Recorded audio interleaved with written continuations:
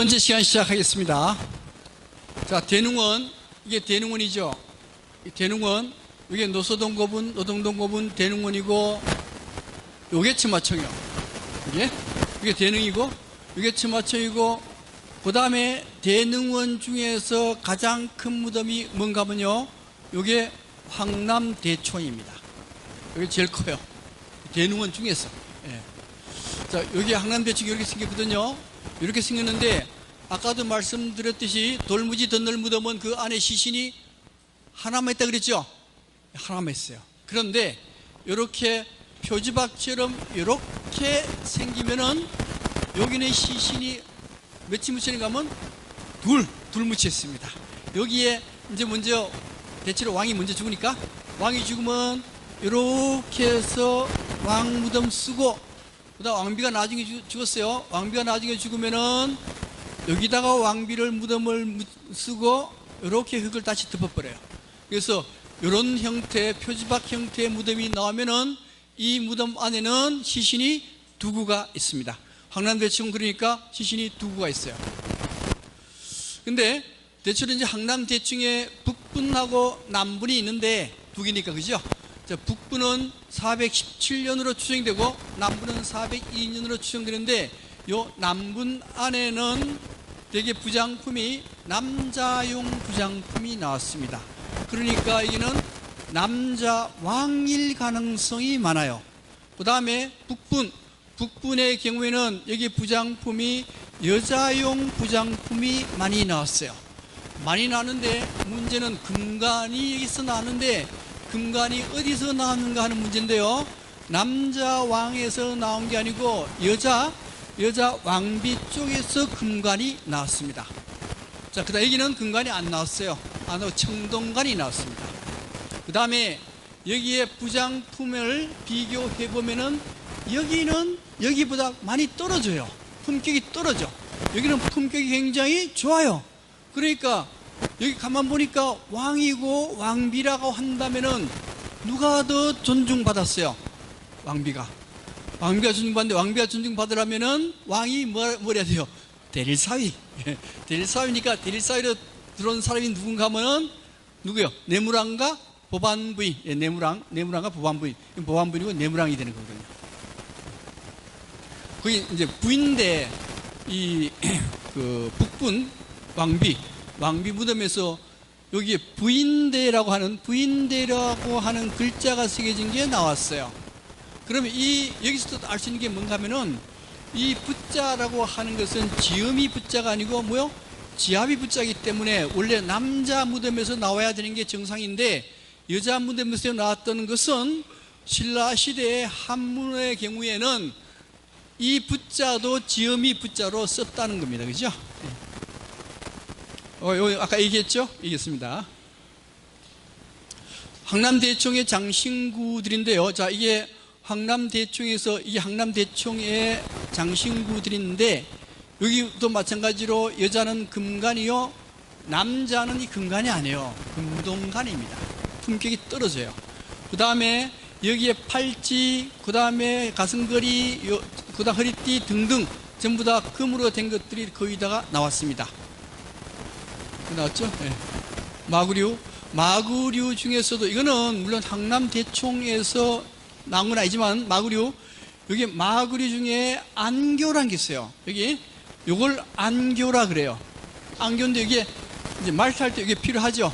그죠? 필요한데 요 안교가 굉장히 화려하게 만들어져 있습니다.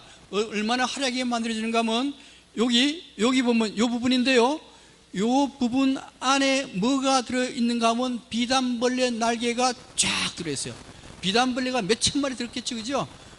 이게 사실은 이 비단벌레 넣어도 되고 안 넣어도 되는데도 불구하고 이렇게 넣었다라고 하는 것은 신라 시대의 예술품이 굉장히 화려했다는 걸 뜻하기도 해요.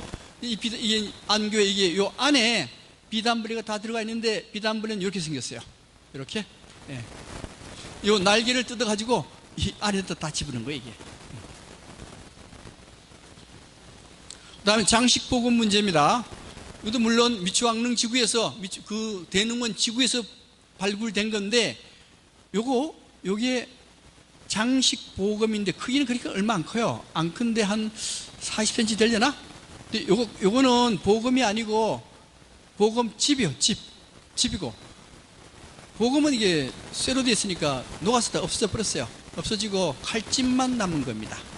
요 칼집만 남았는데 이게 경주에서만 발굴된 게 아니고 실크로드 상에서도 발굴이 돼요.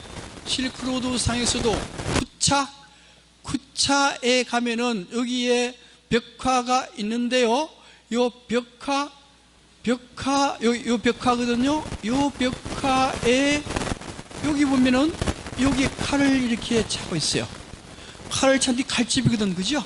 요 칼집 형태하고 요거하고 똑같아요.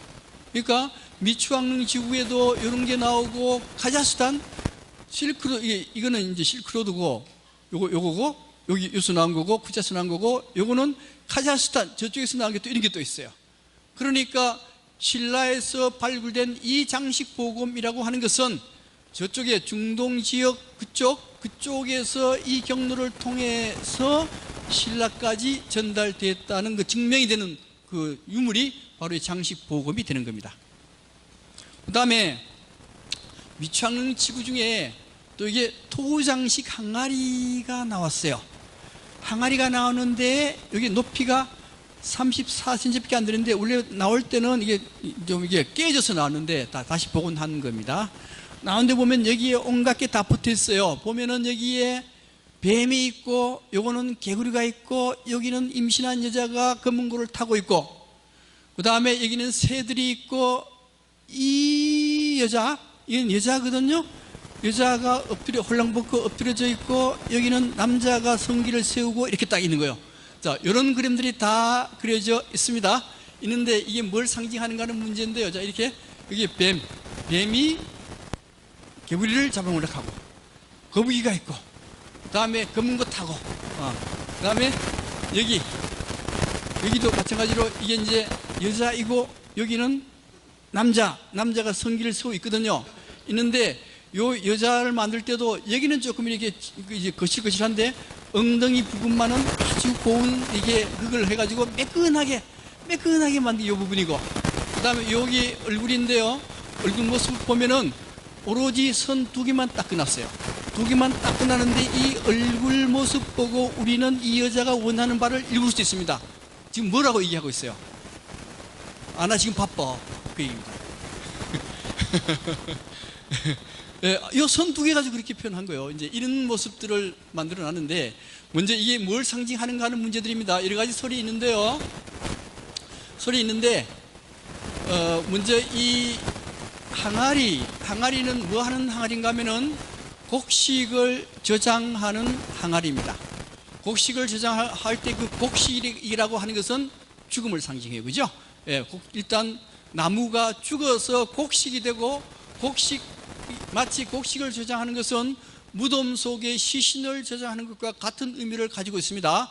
그래서 이 죽어 있는 알이, 여기 저장하고 있는 알이 봄 되면은 다시 부활을 해요. 그래서 죽음과 부활을 의미하는 게 여기 항아리이기도 하고, 그 다음에 뱀이 나옵니다. 원래 뱀의 상징은요, 뱀 원래 지하에 있어요. 지하에 있다가 지상으로 올라옵니다. 그죠? 그러니까 또 죽음에서 부활을 의미하는 게 뱀이기도 하고, 또 뱀은 허물을 벗기면서 더 큽니다. 따라서 허물을 벗긴다는 것은 다시 죽었다가 부활 재생한다는 의미를 가지고 있어요. 그래서 우무병가의 상징이 뭔가 하면요, 여기 지팡이에 뱀이 기어 올라가는 게 바로 이게 우무병의 상징이기도 해요. 뱀은 그러한 의미를 가지고 있고요. 그 다음에 나머지 것들도 전부 다 어떤 의미를 가지고 있는가 하면 삶과 죽음을 상징하는 것이기도 해요. 또 하나 여기 성행위는 여러 가지 뜻이 있는데요. 옛날에는 원래 성행위하고 농사하고 같이 받습니다. 같이 받는데, 원래 씨를 뭐라 그런가 하면요, 돛이라고 그래요. 돛. 그 다음에 씨앗을 뿌리는 것을 봇그랍니다. 봇도랑 들어보셨죠? 봇도랑. 그래서 돛에다가 돛선 여성의 성기 이름으로 바뀌어요. 그 다음에 돛씨앗 돛선 남자의 성기 이름으로 바뀝니다. 그래서 농사 짓는 것은 성행위와 똑같이 봅니다. 그래서 보토랑에 정자를 뿌리는 거하고 여성 성기에 정자를 뿌리는 거하고 보토랑에 씨앗을 뿌리는 거하고 똑같이 봐요. 봐서 지금도 농사 지을 때 부부가 밭에 가가지고 성행위를 잘하면은 농사가 잘 된다는 거예요. 그래서 시골에서 농사가 잘 되느냐 안 되느냐를 봐가지고 그 집의 부부의 금실이 좋으냐 나쁘냐를 알 수가 있습니다. 그런 의미예요. 네, 넘어갈게요. 넘어갑니다. 네, 전부 다 그러한 의미를 가지고 있습니다. 넘어갈게요. 이건 넘어가고요. 네, 이제 왕릉으로 갑니다. 신라 왕릉. 지금까지 고분이었어요. 그죠? 고분, 왕릉. 자, 여기 보면은 신라 전기 4세기에서 6세기 17대 내무랑부터 22대 진왕 때까지는 돌무지 덧널무덤. 이것은 경주 시내에 있었던 것. 그 다음에 23대 법흥왕 때부터는요, 경주 시내 무덤을 안 쓰고 경주의 외곽지로 무덤이 바뀝니다. 무덤 장소가 바뀌어요. 그때 무덤 장소가 바뀌면서 무덤의 형태는 뭐가 되는가 하면요, 바로 불식 돌방무덤, 횡열식 석실묘가 되는 겁니다. 그 다음에 여기에 돌무지 덧널 무덤에서는 죽음은 삶의 연장선이라 그래가지고 죽어도 사는 데 필요한 모든 물품을 다 집어넣기 때문에 여기는 유물유적이 굉장히 풍부하게 나와요. 그 다음에 불식 돌방 무덤이 도입될 때는 불교가 도입될 때입니다. 불교가 도입되면서 죽으면은 영혼이 윤회할 뿐이지, 업이 윤회할 뿐이지 죽음은 삶의 연장이라고 보는 게 아니에요.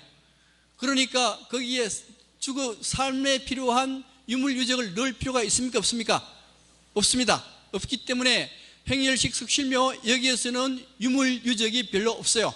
없는데 문제는 이거는 무덤이 너무 커가지고 유물유적이 많다 하더라도 못 파들어가요. 파들어갈 수가 없습니다. 근데 여기는요, 여기는 문 있는 데만 알면 문 표시돼 놨어요. 여기 문 있다고 표시돼 놨습니다. 그래서 파고 들어가면은 금방 들어가는데 별거 없어요. 예. 이게 바로 횡열식 석실묘고, 여기에 6세기 이후에 생겨서 고려, 조선조까지 이어지는 무덤의 형태가 됩니다.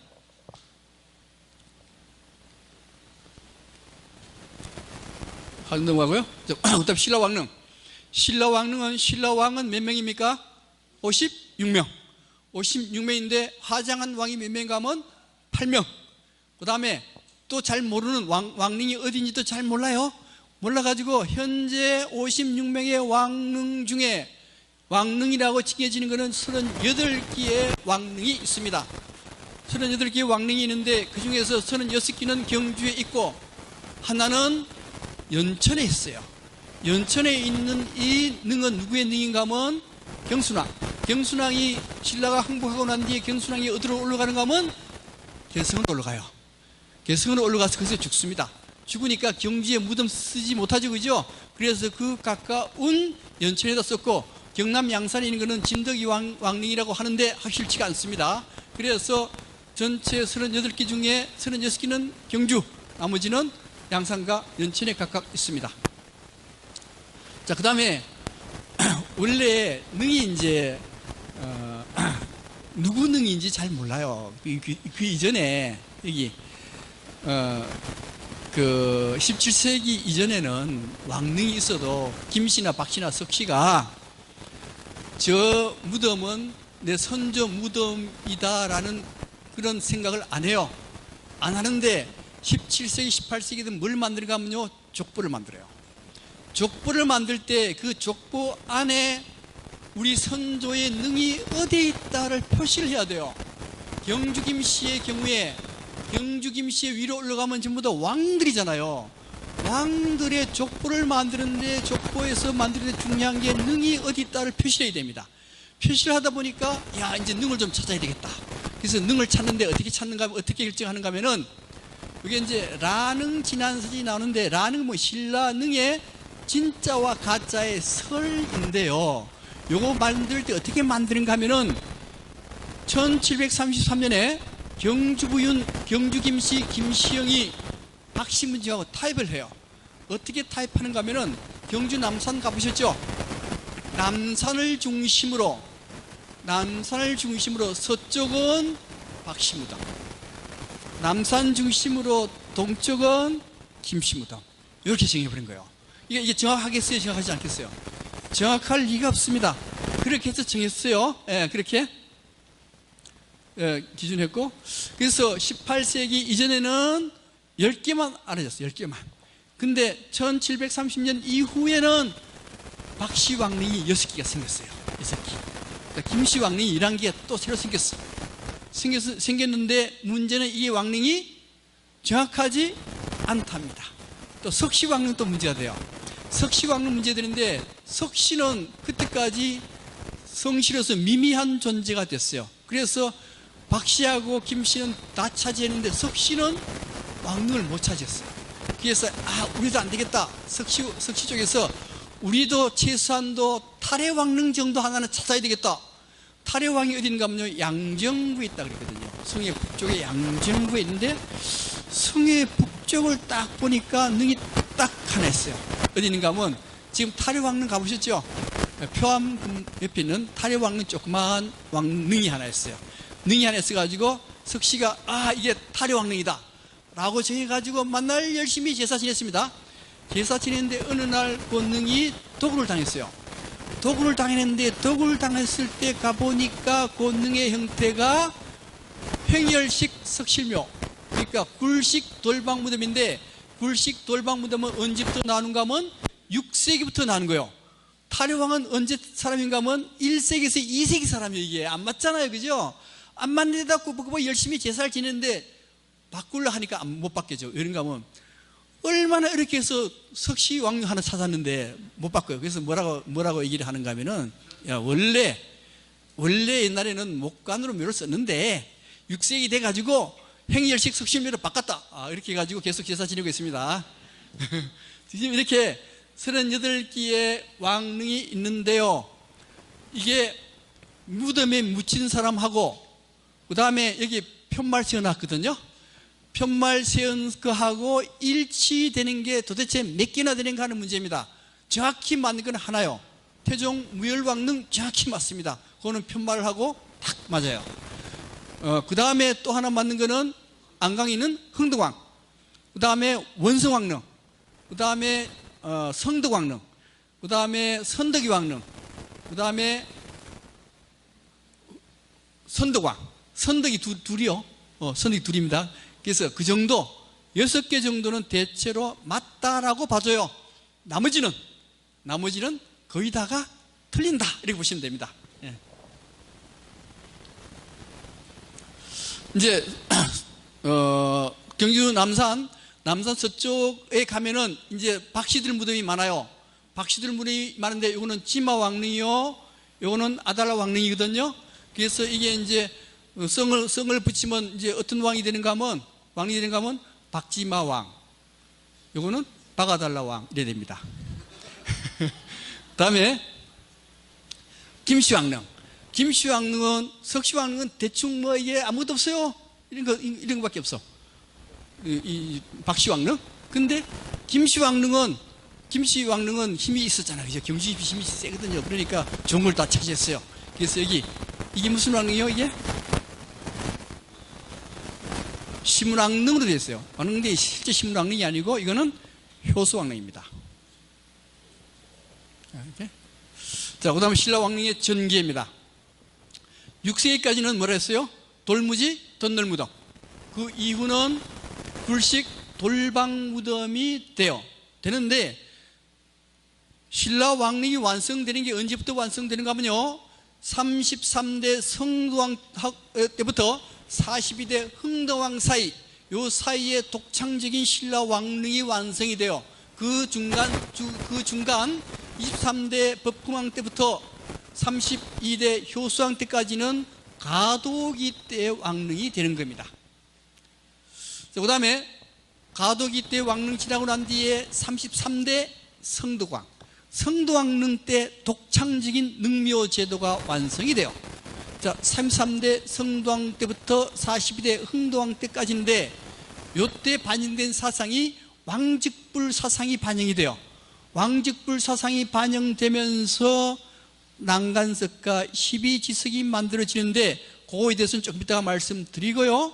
그 다음에 이때가 되면 당나라하고 왕래가 많습니다. 왕래가 많기 때문에 당나라의 능묘 제도를 그대로 가지고 들어와요. 가지고 들어와가지고 이게 상석도 생기고 강검색인상도 생기고 호인상도 생기고 석사자 합표상 등등이 생기는데 이게 8세기 중엽에서 9세기 초까지 완벽한 신라의 왕릉이 완성이 됩니다. 그 뒤에 42대 왕까지 이렇게 됐고 43대가 되면은 이제 그때부터는 장보고가 나오고 뭐가 나오고 해가지고 왕이 1년마다 죽기도 하고 뭐 그리고 만날 싸움 하니까 돈도 없어요. 돈도 없으니까 왕릉을 잘 만들 수가 없습니다. 그래서 43대 왕부터는 완전히 왕릉이 그냥 우리 무덤처럼 바뀌게 돼요. 그런 과정을 밟습니다. 자, 먼저 신라왕릉의 전기를 다시 말씀드리면은 요 무덤은 내물왕릉이요. 내물왕릉, 대능, 미추왕릉. 그 다음에 요 무덤은 뭐예요? 요 무덤은 원성왕이에요. 원성왕릉.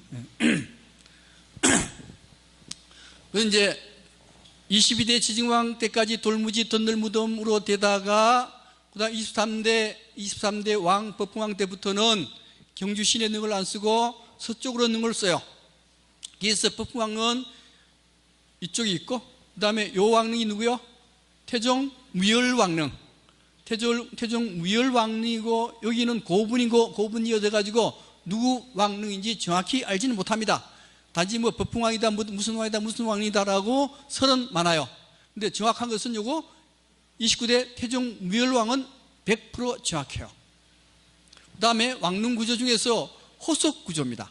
호석 구조라고 하는 게 뭔가 하면은 왕릉을 이렇게 쓰면은 비가 오면은 흙이 무너져 내려앉죠. 무너져 내려앉는 걸 방지하기 위해서 여기에 호석을 만드는데 이건 태종 무열왕 때 호석인데요. 여기에 돌을 틈틈이 싹 박아요. 박는데 겉으로 드러난 것은 이거밖에 안 되지만 안에 들어간 건 굉장히 커요. 이만한 무덤을 갖다 꽉 박아 놓으면은 흙이 무너져 내리지 않습니다. 처음에는 무열왕 때는 이렇게 만들어요. 이렇게 만들다가 이렇게 만들다가 그 다음에 여기 왕릉 요거 무슨 왕릉이라고요? 자, 그 표지석에는 신문왕릉으로 되어 있습니다. 신문왕릉으로 되어 있는데 삼국사기에 뭐라고 적혀 있는가 하면은 신문왕릉은 여기가 아니고 다른 쪽에 낭산 저쪽에 되어 있다 그러고 그 다음에 효소왕릉에 대한 기록이 나오는데 효소왕릉은 망덕사의 동쪽에 있다 이렇게 되어 있어요. 망덕사가 어디인가 하면요, 자, 이게 경주고 울산 가는 길이 있고 여기가 여기 통일전인데 통일전 아시죠? 자, 이리 들어가면 통일전인데 여기 낭산이고 통일전에서 오다 보면 여기가 신문왕릉이라고 적힌 데가 있어요. 여기가 망덕사지입니다. 망덕사에서 동쪽이 이거요. 이게 신문왕이 아니고 효소왕이요.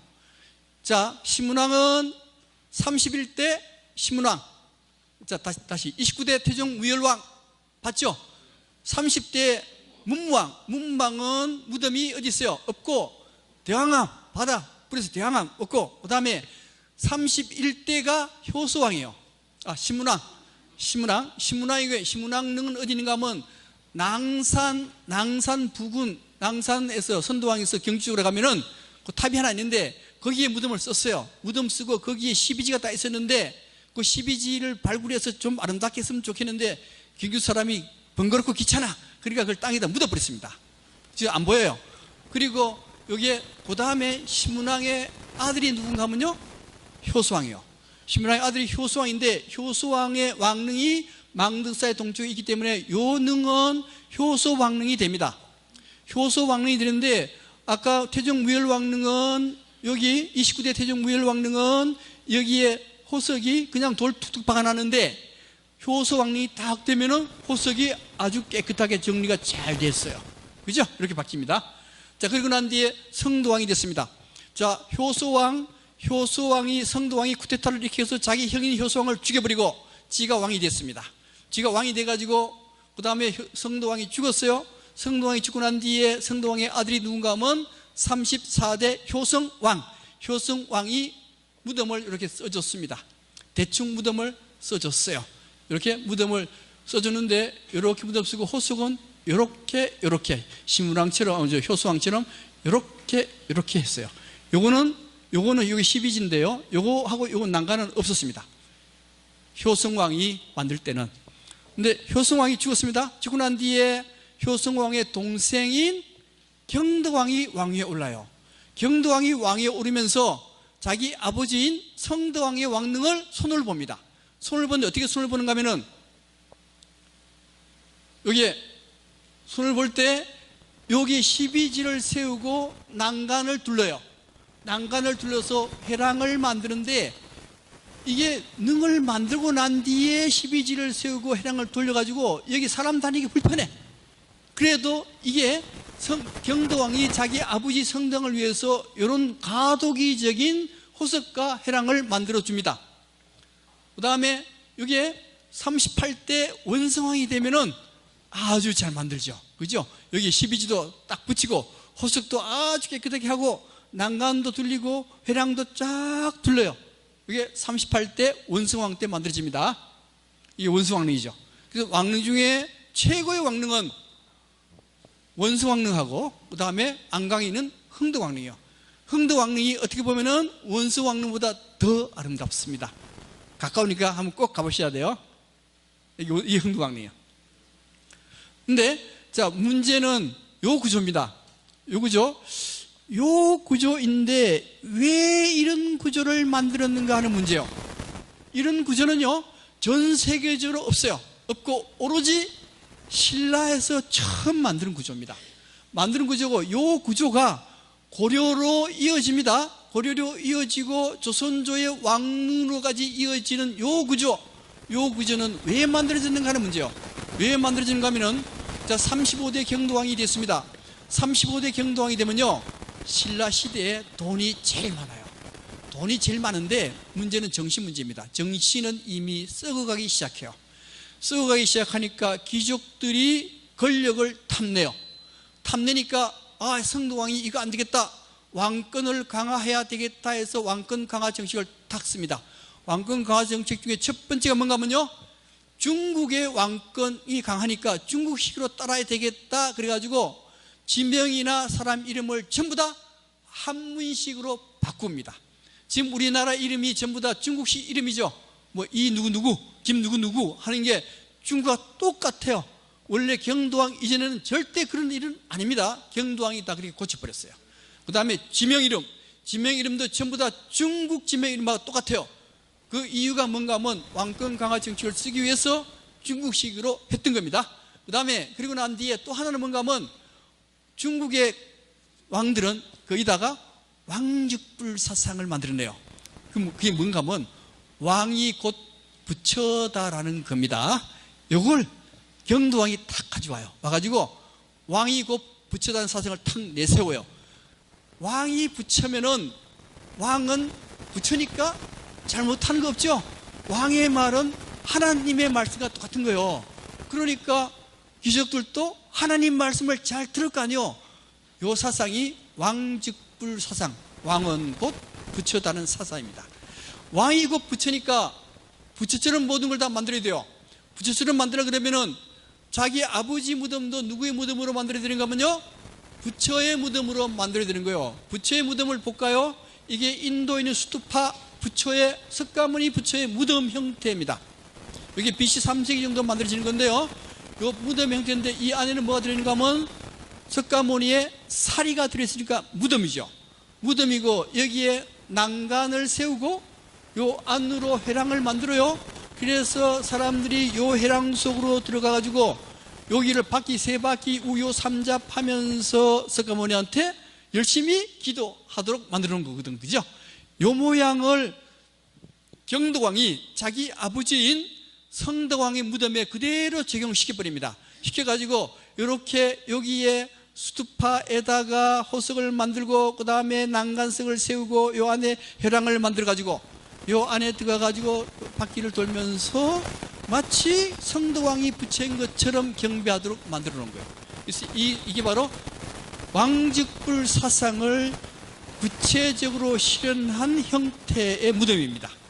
요 무덤이 다른 나라에는 없어요. 없고 오로지 신라 때만 만들어진 그런 무덤의 형태이고, 이 무덤의 형태가 바로 고려와 조선조로 연결이 된 겁니다.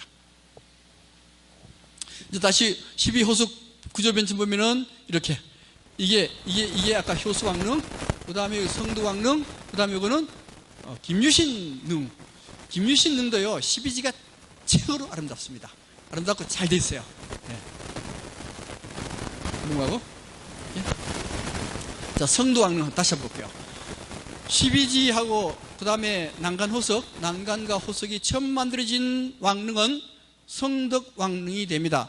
성덕왕릉이 어디에 있느냐 하면은 경주에서 울산 가는 길 통일전 앞으로 쫙 가다가 불국사 가기 전에 왼쪽 보면 촬영장이 있어요. 모골기념관. 네, 모골기념관에서 철길 넘어가면은 성덕왕릉이 있습니다. 그래서 왕릉을 공부하는 사람은 반드시 성덕왕릉을 봐야 돼요. 왜 그러냐면은, 자, 성덕왕릉을 잘 보면요, 여기 12지, 여기에 처음에 성덕왕의 형이 누군가 하면 효성왕이라고 그랬잖아요. 그죠? 성덕왕이 죽고 난 뒤에 효성왕이 34대 효성왕이 자기 아버지의 왕릉을 만들어요. 왕릉을 만들 때 여기에 이렇게 만들고, 여기에 호석구조 이렇게만 만들어요. 이렇게만 만들어요. 12지는 설치가 안 돼 있었습니다.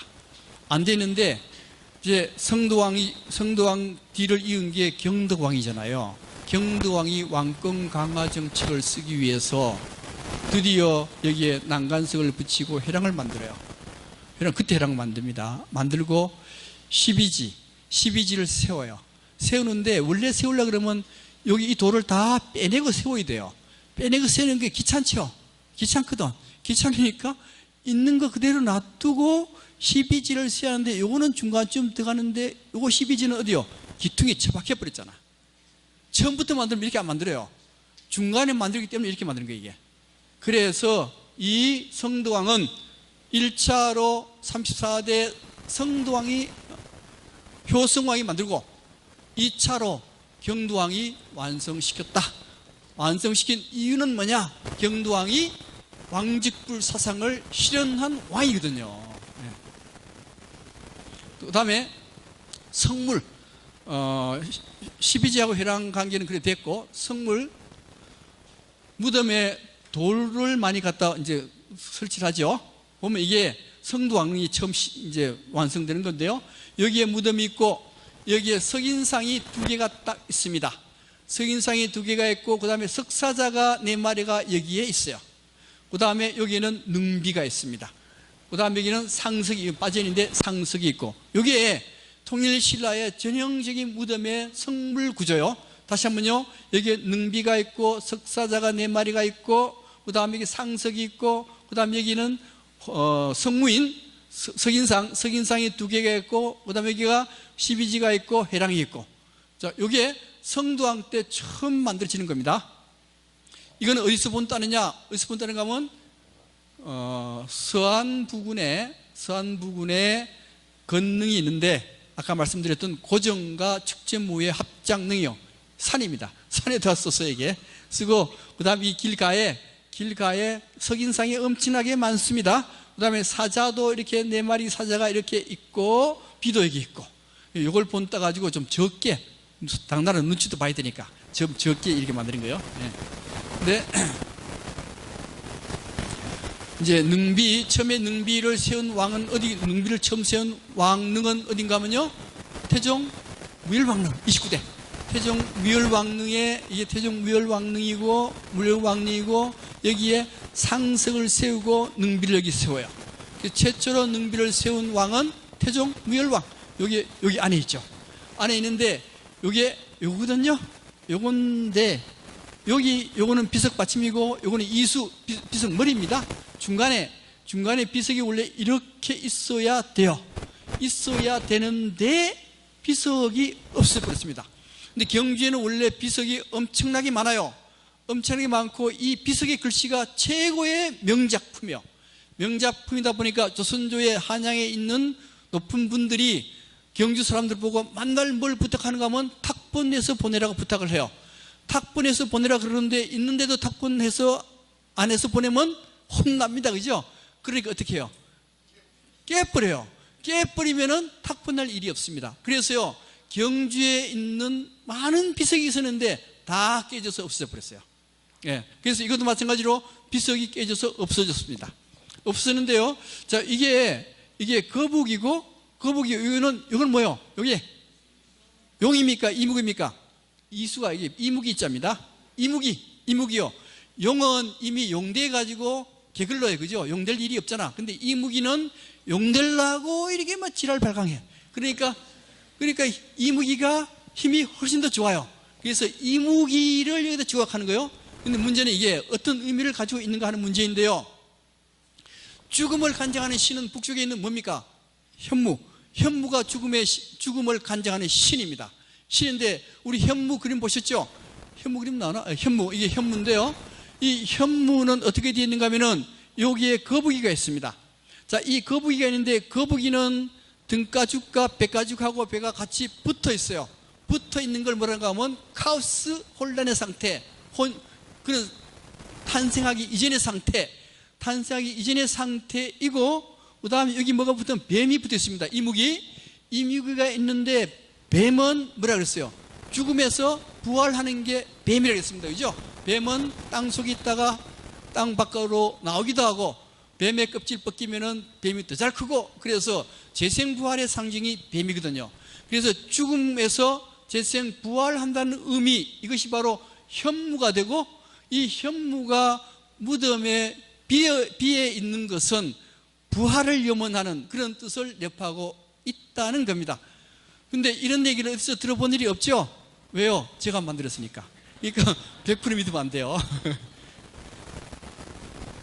근데 문제는 그 비에 여기 보면은 뭐가 적혀있는가 하면 태종 무열대왕지비라고 적혀 있어요. 그래서 이 100% 이 무덤은 태종 무열왕의 무덤이라고 확신하는 거예요. 그래서 38개 무덤 중에 오로지 요거 하나밖에 없습니다. 그 다음에 흥덕왕, 이제 안강에 있는 흥덕왕릉인데요. 흥덕왕릉 가면은 이거는 요 비석 받침밖에 없어요. 비석 받침밖에 없는데 여기 보면 요 비편이 조선조 때 다 깨져버렸거든요. 깨졌는데 비편을 딱 찾아보니까 여기 보니까 이게 흥덕이란 게 나와 있네. 그래서 안강에 있는 그 무덤이 흥덕왕릉의 무덤이구나, 이걸 알 수가 있었던 겁니다. 성물장시 중에 요거 상석, 이게 태종 무열왕릉에 있는 상석입니다. 상석이고, 요거는 아까 신문왕릉이라 했던 거 효수왕릉이지, 그죠?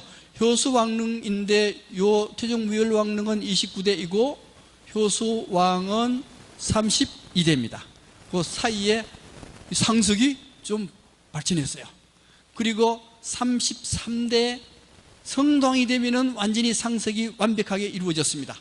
이루어지는데 이게 상석이냐 혼유석이냐 하는 문제가 생깁니다.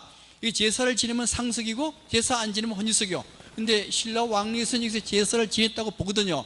보기 때문에 이것은 상석으로 보고, 조선조로 넘어가면은 조선조에서는 제사를 여기서 지내는 게 아니고요, 밑에 정자각에서 제사를 지내요. 제사를 지내고 왕릉 앞에는 멋있는 상석도 기가 막힌 상석을 만들어요. 반질반질하게 무덤 중에 최고로 신경 쓰는 게 조선조 왕릉의 상석입니다. 그 왜 그렇게 신경 쓰는가 하면은 요 상석하고 밑으로 통로가 연결되어 있어요. 들어가려면 상석 밑으로 들어가야 돼요. 무덤 들어가려면. 그 왜 그렇게 했냐? 여기 무덤 안에 혼이 갑갑하잖아요. 그죠? 갑갑하니까 그 통로를 이용해서 여기 올라와서 놀아라. 그래서 혼유석이라고 하는 거예요. 그거는. 그거? 됐고. 그 다음에 강금석인상. 빨리 하고 끝내겠습니다.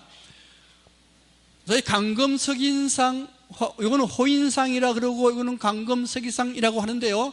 여기 호인인데, 호인, 요 호가 뭔가 하면 오랑캐 호자인데요. 요 오랑캐는 무슨 오랑캐인가 하면 사산조 페르시아, 이란입니다. 지금 이란을 옛날에는 사산조 페르시아라 그랬어요. 그래서 이게 이란, 이거 보세요. 이게 중동 사람 비슷하죠. 터번도 들리고 생김새도 보세요. 우락부락하게 생겼죠. 그래서 요 원래 게르만족, 아리안족 게르만족인데요. 이걸 호인, 무인 그러면 안 돼요. 호인상입니다. 호인상인데 요 사람들이 왜 무덤가에 섰느냐 하는 문제입니다. 자, 사산조 페르시아가 중동 지역을 석권을 했었어요. 언제? 600년 이전에. 근데 마호메트가 이슬람을 세우고 난 뒤에 이슬람 세력에 이어서 사산조 페르시아가 망합니다.